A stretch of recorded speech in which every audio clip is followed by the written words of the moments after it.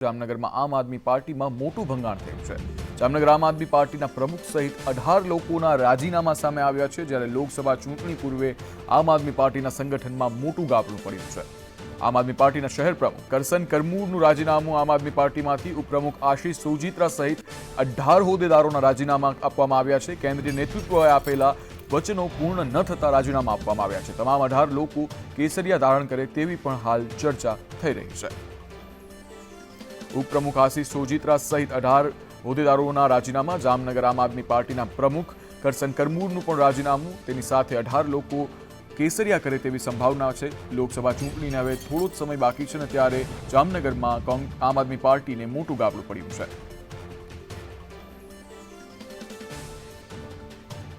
સમાચારોમાં આગળ વાત કરીએ તો 27 વર્ષથી ફરાર દંપતીની પોલીસે ધરપકડ કરી। ઇનામી ડ્રોનની લાલચ આપી કરી હતી છેતરપિંડી। અનેક લોકો પાસેથી રૂપિયા પડાવ્યા હતા। ઓળખ છુપાવી અને અલગ અલગ જગ્યાએ રહેતા હતા બંને, અને ઓઢવ પોલીસે બાતમીના આધારે બંનેને ઝડપી લીધા છે। સુરતના બમરોલીથી પોલીસે તેઓની ધરપકડ કરી છે।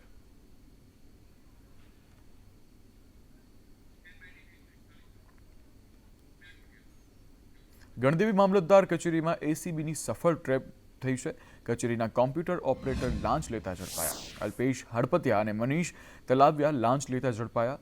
7, 12 અને 8 ની નકલ કાઢી આપવા માટે તેઓએ લાંચ માંગી હતી, અને સાથે જ 500 રૂપિયાની લાંચ લેતા તેઓ રંગે હાથ એસીબીએ ઝડપી પાડ્યા છે।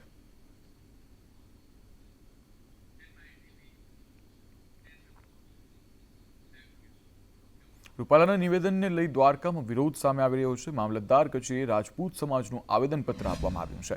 ભારે રોષ સાથે રૂપાલા વિરુદ્ધ પાઠવ્યું આવેદનપત્ર। કલ્યાણપુરના રાજપૂત સમાજે મતદાન કર્યો બહિષ્કાર। મતદાન માટે બહિષ્કારની ચીમકી ઉચ્ચારવામાં આવી છે, અને સાથે ટિકિટ રદ નહીં થાય તો આંદોલન ઉચ્ચારવાની ચીમકી ઉચ્ચારી છે।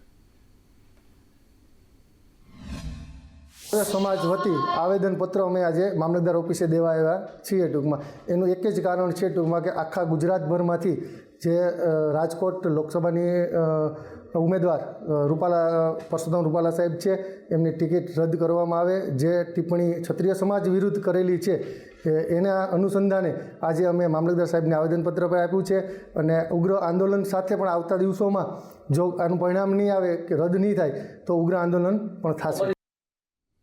આગળ સમાચાર છોટાઉદેપુરથી। છોટાઉદેપુરના નસવાડી તાલુકાના ક્ષત્રિય સમાજના આગેવાનો યુવાનો દ્વારા કેન્દ્રીય મંત્રી પરસોત્તમ રૂપાલા વિરુદ્ધ રોષ વ્યક્ત કરી નસવાડી મામલતદારને આવેદનપત્ર આપ્યું। વિવાદિત બોલનાર કેન્દ્રીય મંત્રીનો મુદ્દો ગ્રામ્ય સ્તર સુધી પહોંચ્યો છે। ક્ષત્રિય સમાજ વિશે કેન્દ્રીય મંત્રી ભાન ભૂલ્યા હોય અને બોલ્યા હોય તેવી સમાજ દ્વારા કહેવામાં આવ્યું છે, અને સમાજ દ્વારા માફી માંગવા નથી આપતું। નસવાડીમાં ક્ષત્રિય સમાજે બાઇક રેલી યોજી અને 100થી વધુ યુવાનો ભારે સૂત્રોચ્ચાર કર્યા।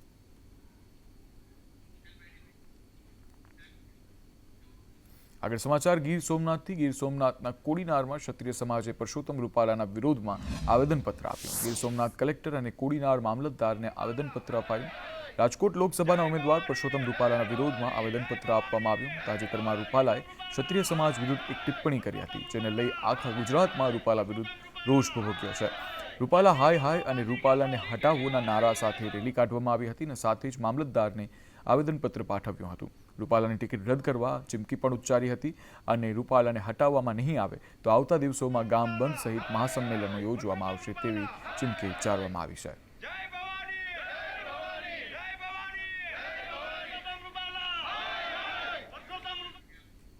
આગળ સમાચાર ભરૂચથી। ભરૂચમાં રૂપાલા સામે રાજપૂત સમાજનું વિરોધ। કલેક્ટર કચેરી બહાર પ્રદર્શન કરી વિરોધ નોંધાવ્યો। પૂતળા દહન કરતા લોકોને પોલીસે અટકાવ્યા, અને સાથે જ રૂપાલાને ઉમેદવાર તરીકે હટાવવાની માંગ પણ કરવામાં આવી। ભરૂચમાં રાજપૂત સમાજનું વિરોધ પ્રદર્શન। કલેક્ટર કચેરી બહાર પ્રદર્શન કરી અને વિરોધ નોંધાવ્યો। પરસોત્તમ રૂપાલાના નિવેદનનો વિરોધ કરાયો, અને સાથે જ પૂતળા દહન કરતા લોકોને પોલીસ દ્વારા અટકાવવામાં આવ્યા હતા। આ સાથે જ વલસાડમાં પણ રૂપાલા સામે વિરોધ યથાવત છે। ક્ષત્રિય સમાજે રૂપાલાના વિરોધમાં આવેદન આપ્યું છે। મોટી સંખ્યામાં ક્ષત્રિય સમાજના આગેવાનો હાજર રહ્યા હતા, અને સાથે જ પુરુષોત્તમ રૂપાલા સામે કાર્યવાહી કરવા માટેની માંગ કરી છે।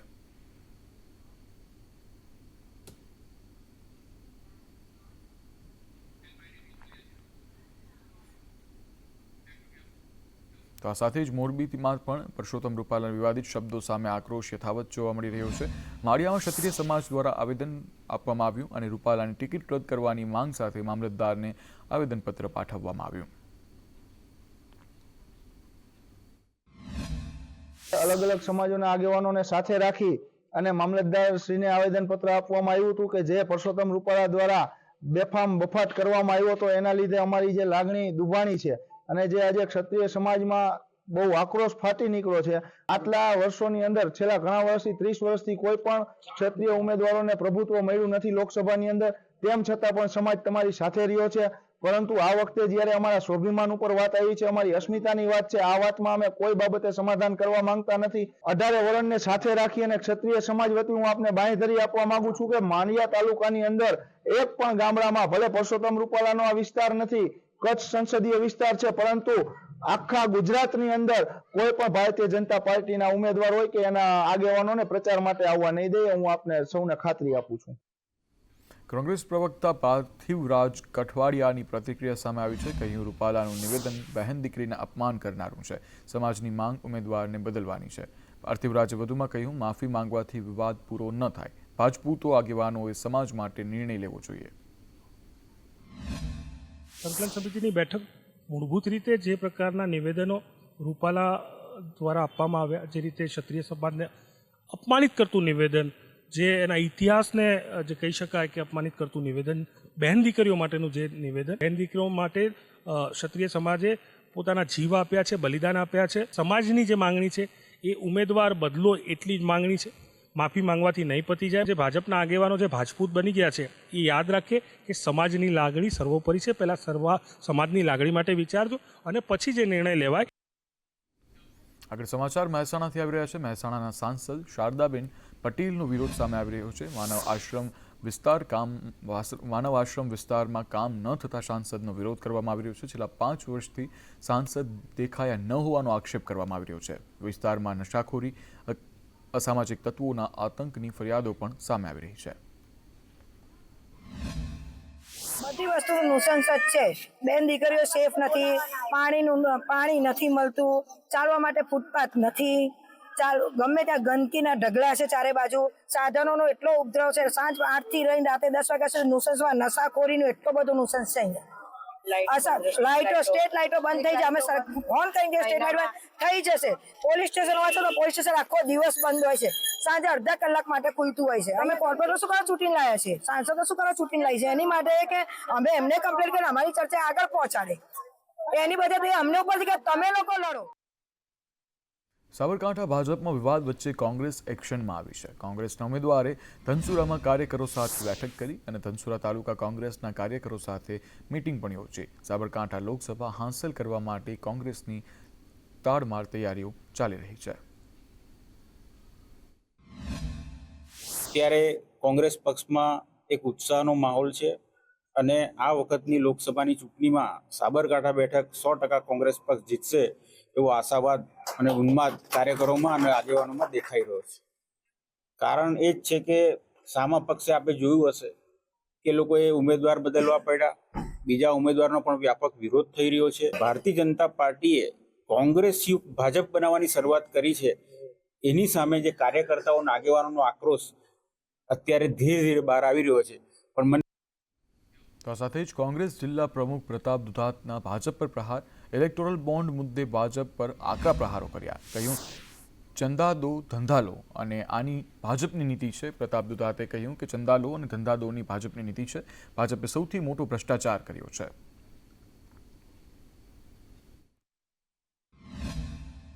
કોઈ પણ કંપનીઓ હોય એના ટેન્ડર પાસ કરવા હોય, કોઈ પણ કંપનીઓને કામ કરવું હોય અથવા દેશની અંદર ભ્રષ્ટાચારમાં સાબિત થયેલા લોકો મારફત સૌથી વધારે ઇલેક્ટ્રોલ બોન્ડ બેંક મારફત સરકારને ચંદો દેવામાં આવ્યો.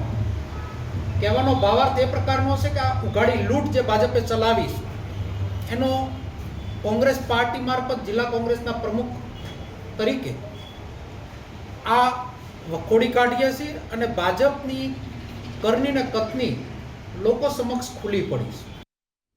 લોકસભા ચૂંટણીને થોડા સમયની જ વાર છે ત્યારે ભાવનગર શહેર કોંગ્રેસમાં વધુ એક ભંગાણ જોવા મળી રહ્યું છે. ભાવનગર શહેર કોંગ્રેસના મહિલા પ્રમુખ આપશે રાજીનામું. પ્રિયંકા ચંદાણી અને તેમના પતિ કોંગ્રેસને રામ કરશે. ધૂળેટીમાં ભાજપ ઉમેદવારને જીત માટે તેઓએ શુભેચ્છા આપી હતી. 5 લાખથી વધુ મતોથી જીતની તેઓ દ્વારા શુભેચ્છા આપી હતી અને ટૂંક સમયમાં પ્રિયંકા ચંદાણી સમર્થકો સાથે ભાજપમાં જોડાઈ શકે છે તેવી ચર્ચાઓ છે.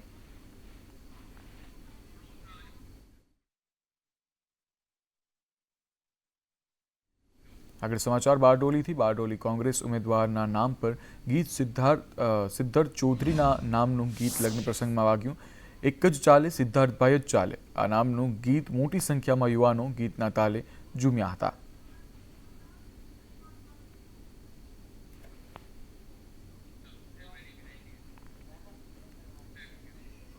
લોકસભાની ચૂંટણીને લઈ રાજ્ય ચૂંટણી પંચની તૈયારી. નોડલ ઓફિસર રિદ્ધિ શુક્લાનું નિવેદન. સભા સરઘસ માટે 18 બેનર માટે 43 અરજી આવી છે જ્યારે વાહન માટે 4 મંજૂરી માટે અરજી આવી છે. નોડલ ઓફિસર દ્વારા વધુમાં કહેવામાં આવ્યું કે અત્યાર સુધી 2100થી વધુ ફરિયાદ મળી આવી છે. તમામ ફરિયાદોનો નિકાલ કરવામાં આવી રહ્યો છે. દરરોજ સાંજે 100 જેટલી ફરિયાદો આવે છે.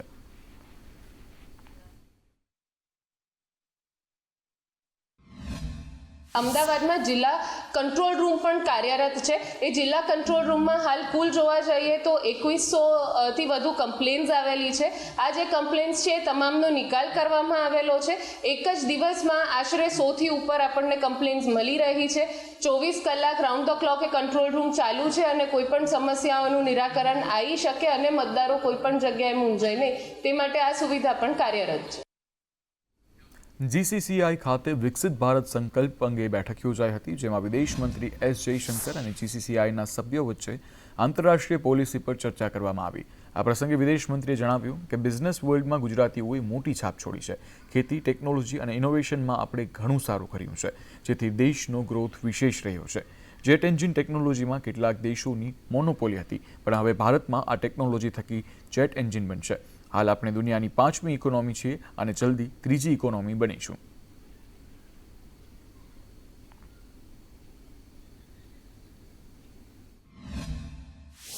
गुजरातियों के टैलेंट से दुनिया जरूर परिचित है और पिछले सालों से गुजराती क्षमता से भी क्योंकि बहुत बड़ी इंडस्ट्रीज और मीडियम इंडस्ट्रीज और ज़्यादातर बिजनेस वर्ल्ड में आप लोगों का इतना गहरा छाप है कि पूरी दुनिया जब भारत के बारे में जब बात करती है तो इसमें ज़्यादातर कहीं ना कहीं गुजराती पहुंच जाते हैं. આગળ સમાચાર મહેસાણાથી. મહેસાણાના ખેરાલુમાં વેપારીઓએ ચૂંટણી બહિષ્કાર કરવા પ્રાંત અધિકારીને આવેદનપત્ર આપ્યું. રેલવે રોડ એસોસિએશન મંત્રી દિનેશચંદ્ર રાણા સહિત વેપારીઓ હાજર રહ્યા. પ્રાંત અધિકારી વંદનાબેને અરજદારોને ચૂંટણી બહિષ્કાર ન કરવા સલાહ આપી. અરજદારોએ વડનગર વલસાડ ટ્રેન વરેઠા સુધી લંબાવવા અને ખેરાલુ રેલવે સ્ટેશન પર રિઝર્વેશન સેન્ટર શરૂ કરવા માટે માંગ કરી છે. અમે ચૂંટણી બહિષ્કાર માટેનું જે આવેદનપત્ર આવ્યું છે એના અનુસંધાનમાં અમારા ફક્ત 2 મુદ્દા જ છે. વલસાડ વડનગર ગાડી જે 2 વર્ષથી ચાલુ થઈ છે ખેરાલુ સ્ટેશને લોકોને રિઝર્વેશન કરાવવા માટે બહાર જવું પડે છે અને પછાત વિસ્તાર હોવાથી રેલવેની બહુ સુવિધાઓ નથી. તેથી રિઝર્વેશન કાઉન્ટરની પણ અમારી માગણી છે. લાંબા સમયથી અંત ન આવતા અમારી જોડે કોઈ વિકલ્પ ન રહેતા અમારે ચૂંટણી બહિષ્કારનું શસ્ત્ર પાડવું પડ્યું છે. ખેરાલુ વેપારી એસોસિએશન દ્વારા આવેદનપત્ર આપવામાં આવ્યું છે. એમની મુખ્ય માગણી છે કે જે ટ્રેન વલસાડથી વડનગર સુધી આવે છે એને ખેરાલુ સુધી લંબાવવામાં આવે. એમની જે માગણી છે એમને અમે ઉપર સુધી પહોંચાડવાનો પ્રયત્ન કરીશું અને એમની માગણી સ્વીકારાય એવા બનતા પ્રયત્ન કરીશું. આગળ સમાચાર જૂનાગઢથી. જૂનાગઢમાં મેંદરડામાં ગીર વિસ્તારમાં રહેતા માલધારીઓ દ્વારા વિવિધ પ્રશ્નોને લઈ કલેક્ટરને આવેદનપત્ર પાઠવવામાં આવ્યું. માલધારીઓ દ્વારા ગત તારીખે 15/3/2024ના રોજ વન વિભાગના ઉચ્ચ અધિકારીઓને આવેદનપત્ર પાઠવાયું હતું જેમાં 10 દિવસમાં માંગણીઓ પૂરી ન થાય તો આમરાંત ઉપવાસ પર બેસવાની ચીમકી આપી હતી. જેમાં વન વિભાગની અન્યાય નીતિ સામે વિવિધ પ્રશ્નોના નિરાકરણ સામેલ રજૂઆત કરવા છતાં પણ કોઈ નિરાકરણ આવતું નથી. કલેક્ટર સાહેબને લેખિત અરજી આપી કે અમને અહીંયા કલેક્ટર ઓફિસે બેસવા દો. તો કલેક્ટર સાહેબે અટાણે અમારી પાસે બાંહેધરી લીધી કે 15 દીની અંદર જે પ્રશ્ન છે એ બધા હું સોલ્યુશન કરી દઉં. તે પછી 15 દી પછી મારી પાસે 5 જણા આવો, જે મારાથી થાય એ બધા સોલ્યુશન કરી દઈ હું. અમારે પાણીનો પોઈન્ટ જોઈએ, પછી વારસા એન્ટ્રી, પછી અમારા છોકરાઓને ભણાવવા માટેની સ્કૂલની વ્યવસ્થા, પછી મોહવાડી અમારી લેતા નથી બિનકાયમી કાયદેસર કે કોઈ મોહવાડી અમારી લેતા નથી. 15 દીની અંદર નહીં થાય તો અમે પાછા ઉપવાસ આંદોલન ઉપર અહીંયા કલેક્ટર ઓફિસે બેસવાના છે માલધારી ટોટલી બધા. અમારે કોઈ પાણીની તકલીફ છે, પશુપાલનના પાણી પહોંચી જાય જ્યાં અવારનવાર સરકાર જંગલ ખાતાવાળા કંઈક અહીંયા તમે પાતા નહીં, રસ્તા ઉપર હાંકતા નહીં, અને કોઈ મય મહેમાન આવતા હોય અમારે ત્યાં એને રોક્યા રાખે. આજે અમે અહીંયા કલેક્ટર સાહેબમાં આયોજન પત્રક દેવા આવ્યા, એની 15 દિવસનું અમને કીધું. 15 દિવસની અંદરમાં કે અમે આ તમારું નિવારણ લઈ દેવું, નકર અમે ઉપતાર આંદોલન ઉપર બેસ્યું. નકર જો અમારે આ નહીં થાય કોઈ આંદોલન ઉપર બેઠા પછી અમારે અહીં કાંઈ આ 15 દિવસનો મુદત આપી, 15 દિવસ પછી અમે બેસીશું, નકર આ ચૂંટણીમાં અમે મતદાન નહીં કરીએ. આગળ વાત કરીએ તો અમદાવાદમાં ચાંદલોડિયાના સ્થાનિકોનો વિરોધ, રીડેવલપમેન્ટની રજૂઆત તંત્ર ન સાંભળતા રોષ સામે આવ્યો. એએમસી કચેરીએ ઘરવખરી સાથે પહોંચ્યા સ્થાનિકો અને 8 મહિનાથી રજૂઆત બાદ પણ પરવાનગી ન આપતા તેઓ દ્વારા રોષ સામે આવી રહ્યો છે.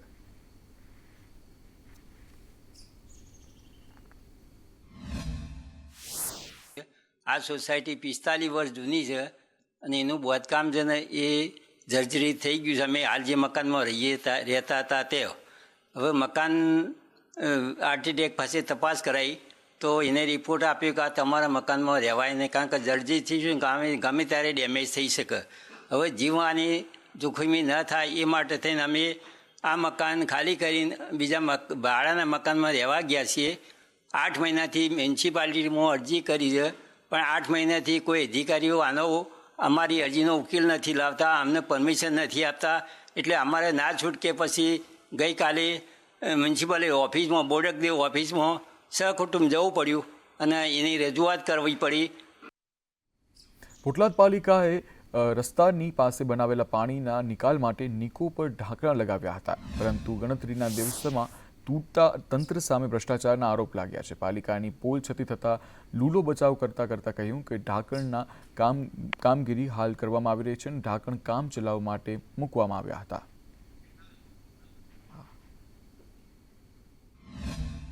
અઢી બજારથી રણછોડજી મંદિરના રોડ ઉપર રોડ રિસર્ફેસિંગ કામગીરીમાં સીસી રોડ બનાવેલ છે, જેનો ખર્ચો 15 લાખ થયો છે, અને સ્ટોમ વોટર ડ્રેન બનાવેલ છે એ યુડીપી 88માંથી બનાવેલ છે, યુડીપી 88ની ગ્રાન્ટમાંથી બનાવેલ છે, અને જેનો ખર્ચો 8 લાખ રૂપિયા છે. તેને કવર કરેલ છે. કવરમાં વચ્ચે સાફ કરવા માટે ઢાંકણા મૂકેલા, ગેપ રાખી છે. એ અત્યારે કોઈ પડી ના જાય એના બદલે ટેમ્પરરી ઢાંકણા મૂકેલા છે અને પ્રિકાશના ઢાંકણા હજુ મૂકવાના બાકી છે. આપને સીધા દ્રશ્યોમાં બતાવી દે કે આ ચાવડી બજારથી રણછોડી જવાના માર્ગ ઉપર રસ્તાની સાઈડમાં નિકો ઉપર મૂકવામાં આવેલા ઢાંકણા જે તૂટી ગયા છે. હાલ આરસીસી રસ્તામાં પણ ક્યાંક ને ક્યાંક બિસ્માર હાલતમાં થતો હોય તેવું જોવાઈ રહ્યું છે. જીતુ ખ્રિસ્તી, સંદેશ news, Petlad. Unjha market yard નજીકનો પુલ બિસ્માર હાલતમાં જોવા મળ્યો. પુલ પર ઠેર ઠેર ગાબડા જોવા મળ્યા. સ્થાનિકો અને વાહન ચાલકોને ભારે હાલાકી ભોગવવી પડી રહી છે, જેને લઈ અને હલકી કક્ષાનું કામ કરવામાં આવી રહ્યું છે, જેવા આક્ષેપ લોકો દ્વારા કરવામાં આવી રહ્યા છે. વહેલી તકે પુલનું સમારકામ કરવામાં આવે લોકો દ્વારા તેવી માંગ ઉઠી રહી છે. આ જોવા આવી નબળી કામગીરી આ રીતનું ચાલતું છે. અહીંયા માણસો ઘણી વખત ઊંધા પડીને હેઠા પડે છે. કેટલા દિવસથી આ ખાડા પડેલા? આ તો 6 મહિના ઉપર થઈ ગયા. આ લોખંડની ખિલારીઓ સુધી બહાર નીકળી ગઈ છે. ભ્રષ્ટાચાર તો બરોબર, પણ નબળી કામગીરી છે. કામગીરી આવી ના હોવી જોઈએ. વડોદરા શહેરમાં જર્જરિત ટાંકી તોડવા માટે કોર્પોરેશને ટાંકી તોડવાની કામગીરી હાથ ધરી છે. લાલબાગ ટાંકી છેલ્લા કેટલા સમયથી જર્જરિત હતી. 10 થી 15 દિવસમાં ટાંકી તોડવાની કામગીરી પૂર્ણ થશે. લાલબાગ ટાંકી ઘણી જૂની છે અને જર્જરિત થઈ ગઈ છે. એનું એન્ફોર્સમેન્ટને બધું નીકળી ગયું છે. બિલ પણ વીકવાનો મુશ્કેલ છે. એટલે તોડવા માટે આપણે 31 જાન્યુઆરી 2024ના રોજ બપોરે રાખ્યો છે. 90 દિવસની કામગીરી છે. આજ રોજ ચાલુ થયું છે. લગભગ 2 વીકમાં પૂર્ણ. અંદાજિત 50 થી 60,000 લોકોનું કેચમેન્ટ એરિયા હતો. અત્યારે પાણી પહોંચાડવા માટે આપણે લાલબાગ ટાંકીનો જે સમ છે એમાંથી ડિસ્ટ્રિક્ટ મેનેજમેન્ટ ઓલરેડી આપણે 1 મહિના પહેલાં કરી છે. અને એ રીતે જ આપણે પાણી અત્યારે શહેરમાં ચાલે. ગીર સોમનાથ જૂનાગઢમાં લોહાણા સમાજના વિરોધ વચ્ચે મોટા સમાચાર સામે આવી રહ્યા છે. ડોક્ટર અતુલ ચગના આપઘાત કેસમાં નવો વળાંક આવ્યો છે. ભાજપના ઉમેદવાર રાજેશ ચુડાસમા સાથે સમાધાનનો દાવો કરવામાં આવ્યો હતો અને ડોક્ટર અતુલ ચગના પુત્ર હિતાર્થ ચગે દાવો કર્યો છે કે લોહાણા સમાજની બેઠક પહેલા કેસમાં નવો વળાંક સામે આવ્યો છે કે રાજેશ ચુડાસમાની ટિકિટ રદ કરવાની લોહાણા સમાજે માંગ કરી હતી.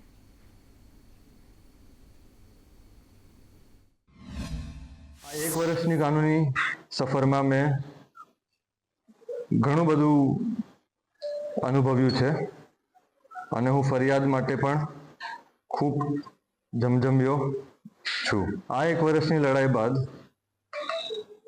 આ પ્રકરણનો સુખદ અંત આવેલ છે.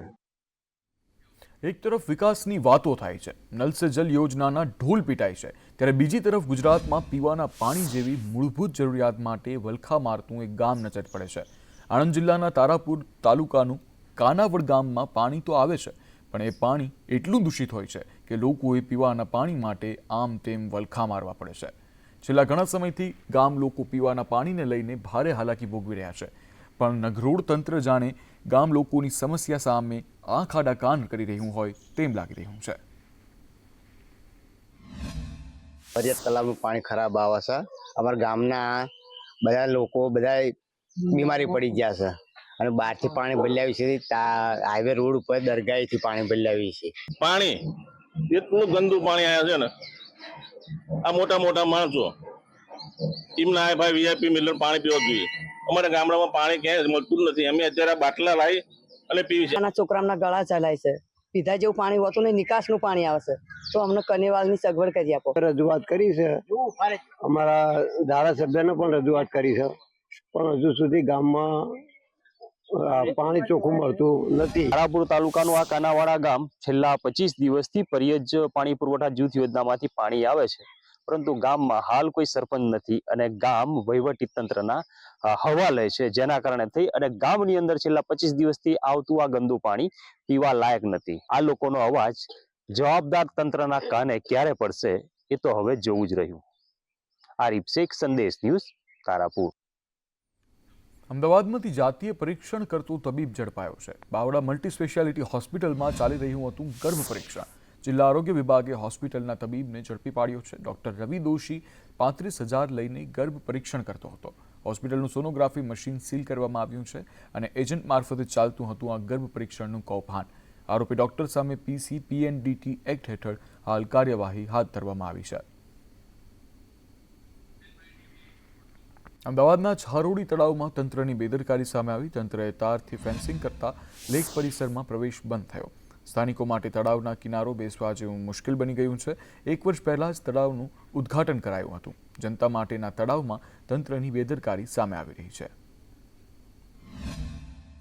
અમદાવાદના SG હાઈવે ખાતે વૈષ્ણવદેવીથી આગળ જતા છારોડી ગામ આવે છે, ત્યાં છારોડી તળાવનું ડેવલપમેન્ટ કરવામાં આવ્યું હતું અને આનું ઉદ્ઘાટન કેન્દ્રીય ગૃહમંત્રી અમિત શાહ દ્વારા કરવામાં આવ્યું હતું. હજુ આ તળાવના ઉદ્ઘાટનને 1 વર્ષ પણ નથી થયું ને તળાવની બહાર ફેન્સિંગ તાર છે તે બાંધવામાં આવી છે. આપ જોઈ શકો છો તળાવની શરૂઆતથી લઈને તળાવના એન્ડ સુધી આ પ્રકારની ફેન્સિંગ વાડ કરવામાં આવી છે. તળાવમાં જવા માટેની કોઈ એન્ટ્રી નથી રાખવામાં આવી. જ્યારે સામેના ભાગે દ્રશ્યો બતાવીશું કે બેસવા માટે ખૂબ જ સુંદર વ્યવસ્થા છે તે કરવામાં આવી છે, પરંતુ કોઈ ન બેસી શકે તેવી હાલત થઈ છે, કારણ કે અહીંયાથી પસાર થનારા લોકો જ્યારે બહાર ફેન્સિંગ તાર જુએ છે કે અહીં ગેટ નથી જોતા, ત્યારે સ્વાભાવિક છે કે તળાવમાં જવાનું ટાળતા હોય છે. ત્યારે સવાલ તંત્ર પર થઈ રહ્યો છે કે કરોડો રૂપિયાના ખર્ચે બનાવેલા તળાવની બહાર ફેન્સિંગ વાડ શું કામ કરવામાં આવી અને ગેટ શું કામ ન રાખવામાં આવ્યો, તે સૌથી મોટો સવાલ અહીંયા ઉદ્ભવી રહ્યો છે.